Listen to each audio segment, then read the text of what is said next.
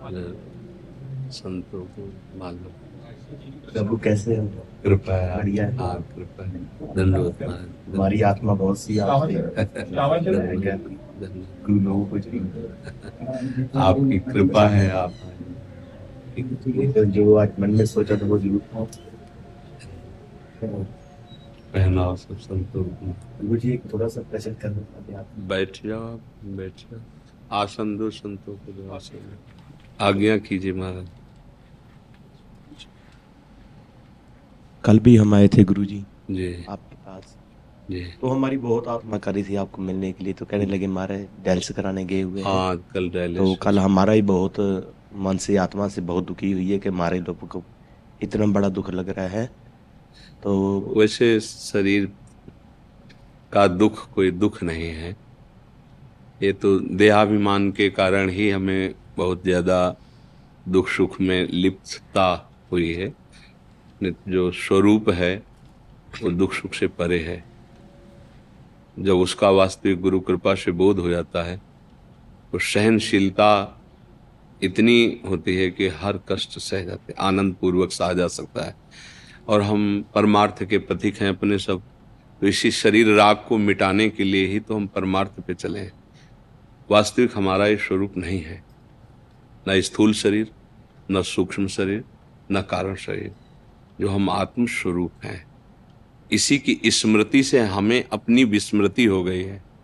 अब इसकी विस्मृति करके अपनी स्मृति में स्थित हो जाना है।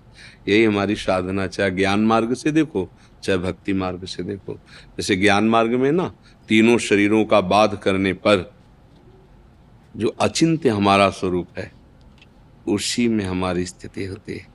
और जो भक्ति है ना, तो जो अचिंत्य तत्व है उसे आराध्य देव के रूप में माना गया और अपने को दासत्व भाव में भेद करके माना गया, वो जाकर अभेद ही हो जाता है। तस्मित तज्जने भेदा अभावात, प्रभु और प्रभु के जन्म में अभेद स्थिति, जानत तुम्हें तुम्हें हो। तो बात तो घूम के वहीं आती है। तो अपने को भगवत चिंतन में रखना, चाहे वो आत्मस्वरूप का चिंतन, चाहे गुरुदेव का चिंतन हो, चाहे प्रभु के नाम रूप लीला का चिंतन हो, वो एक ही परम तत्व के ये चिंतन। हमारा चिंतन देह और देह जनित भोग और देह जनित चेष्टाएं, ये हमारा चिंतन है। मतलब व्यवहार में वर्णन किया जाता है, लेकिन अपने लोग व्यवहार के नहीं, अपने लोग परमार्थ के सुभट हैं, परमार्थ के योद्धा हैं। तो हमारा यही प्रयास रहना चाहिए कि अंदर से जितना बाह्य चिंतन है वो सब विस्मृत हो जाए। बाह्य व्यवहार की सत्ता नहीं है।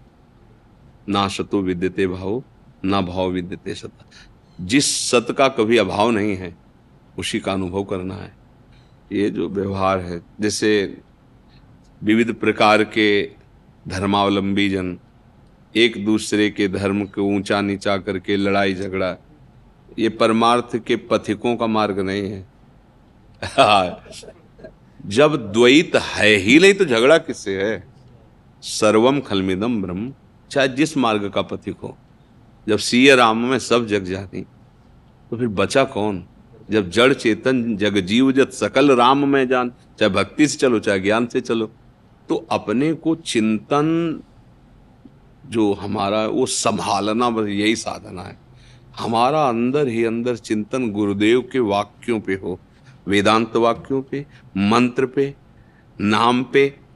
तो संसार का पहले हम विस्मरण करें, और जहां संसार का विस्मरण हुआ यही संसार है, स्थूल दे, सूक्ष्म दे और कारण। तो सच्चिदानंद आपका स्वरूप है। जैसे नहीं, शिवोहम अहम ब्रह्मास्मि, जो ज्ञान मार्ग के पथिकों का अनुभव में वही स्वरूप है। तरंग से वायु निकल गई तो समुद्र ही था, समुद्र ही है, समुद्र ही रहेगा। वायु विकार ही तरंग नाम दिए थी। ऐसे ही ये देह विकार जो है मायाकृत, इसमें हम फंस गए, स्त्री पुरुष उत्तम अधम।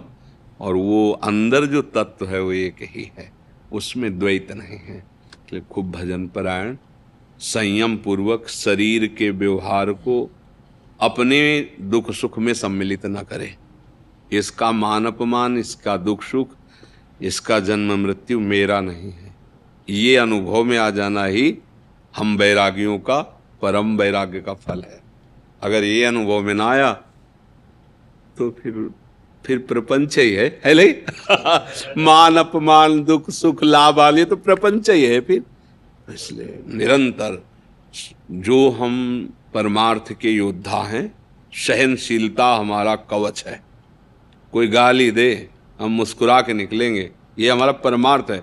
बल है उसको शासन में लेने का, तप बल देह बल सब बल है, पर वो नीचापमानम शुद्धा, नीच पुरुषों द्वारा किए हुए अपमान को भी वो अमृत के समान सहन, ये हमारे परमार्थ के सुभट के लक्षण हैं। कोई बहुत सम्मान कर रहा है, दोबारा याद नहीं आनी चाहिए उसकी। कोई बहुत अपमान कर रहा है, उस पर कभी गुस्सा नहीं आनी चाहिए। राग रहित विचरण, बाहर भी और अंदर भी, वही महात्मा है। जो राग रहित है वही महात्मा है, जो अनुराग युक्त है वही प्रेमी है। चित्त व प्रभु में अनुरक्त, या आत्मरति या कृष्ण रति, एक ही बात है। आप सबके चरणों में प्रार्थना है। क्या अभी और कुछ बात है? यही बात मैं थोड़ी सी प्रश्न थी, हाँ, मन की जो शंका थी वो दिखी। हाँ, और हमें बड़ा सुख मिलता है जैसे आप देखकर महाराज जी हमें बहुत खुशी हुई है। आपको जो कुछ चाहिए नहीं, आप सब गुरुजन है, आप कृपा करके दर्शन देने आए। हम अदम रोगी शरीर तो जा नहीं पाते, तो आप सब महापुरुष आ करके हमें दर्शन देते हैं।